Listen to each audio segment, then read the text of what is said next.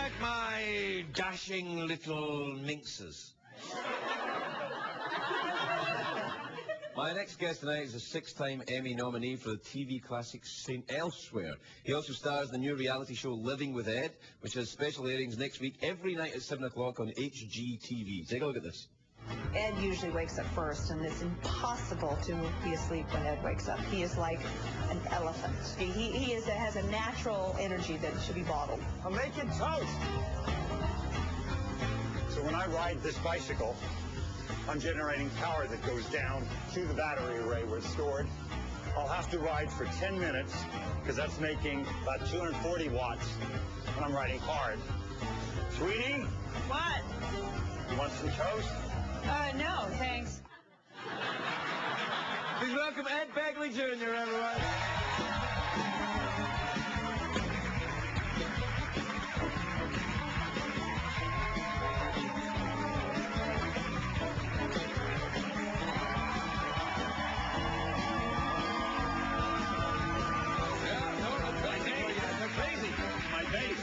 It's your fan base, Ed. How are you, pal? I'm very good. How are you? I'm all right. You know, I'm a bit flabby. Not like you, all working out and You're in good shape. You're riding a bike, too? No, it's a motorbike, Ed. Oh, Yeah, but it still doesn't use that much gas. With the clutch and the shifting, there's workout. Yeah, my hands are strong. I'm like Jesus the masseuse with these. I'm all right. How are you?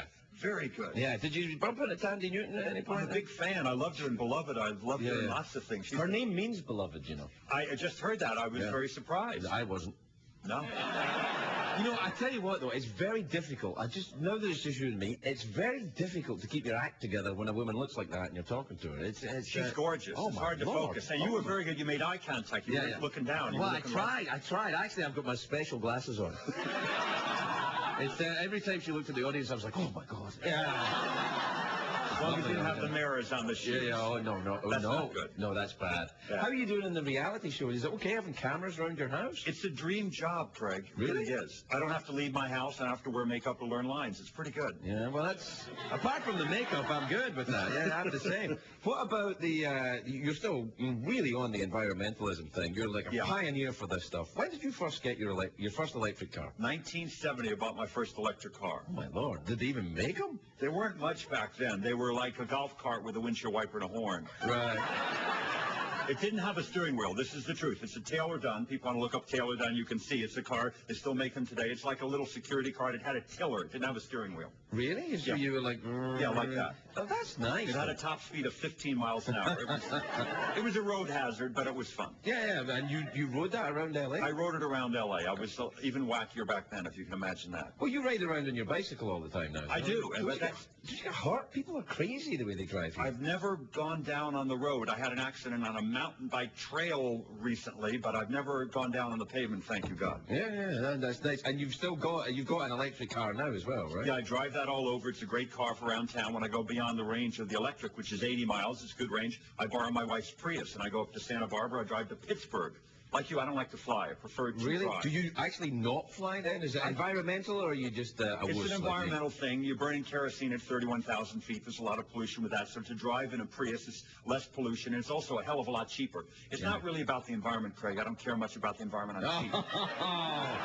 Stop. But, no, you get there. If I have to be Friday in L.A. and Saturday in New York, I'll get in the plane like anybody, and I'm fine. But most of the time, I have 3 days to drive, and I'll drive to New York or Vancouver, wherever they need me. And what about your lovely wife? Is she all right with it? How does she tolerate this behavior? She's a little different point of... It was bait and switch, to be honest. Before, when we were dating, I love the environment. Ed, finish your tofu. We got to catch the bus to get to the environmental event. Okay? Nice, yeah. But then the minute that the ring went on the finger, I'm going to steak in a limo ride.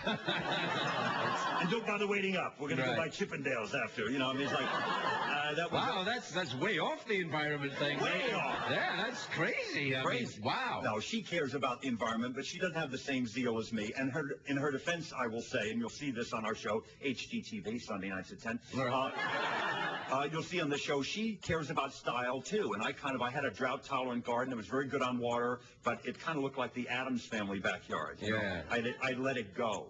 And so she got it. It's still drought tolerant, but now it looks good. So what does drought tolerant mean then? Use very little water. Use a lot of California native plants, and some of them are quite colorful and quite beautiful. There's lavenders and there's ceanotheus and there's all sorts of beautiful California native plants, but they use very little water. You're very passionate about this environmental stuff. Do you get angry about it when you see people not taking it that seriously? Does it make you mad? No, I don't. Anger doesn't serve you much at all. I try to do what I do, and other people email me or ask me about it. I don't proselytize, but people ask what I've been doing since 1970. I share it because here's the most important thing I want to say. It's been not just good for the environment, it's been good for my bottom line. It's very cheap to do all the things that I do. I mean, think about it. The compact fluorescent bulbs, energy-saving thermostat, all this stuff is cheap. Oh, no, listen, the Scottish part of me is all over this. I'm like, I see.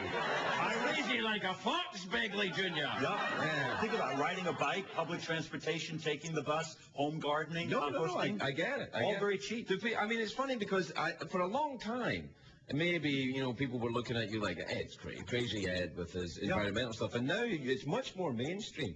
Do you get people from Hollywood calling you about it? Do people call you for advice about it? Yeah, a lot of people have. Danny DeVito's a good friend. He's called me, and lots of other people, good friends of Don Henley's a good friend. They call me about these things from time to time, and I share what I've learned over these years. But I urge everybody, it's not just for people who have a lot of money, movie stars or TV stars. You pick the low-hanging fruit first. Do the stuff that's the cheapest and easiest, then you move up if you have the budget to big ticket items like a hybrid car, like solar panels. No, listen, God bless you, Ed, and well done for sticking with it and being ahead of the curve on this. It's always a pleasure to talk with you. Ed Begley Jr., everybody. We'll be right back.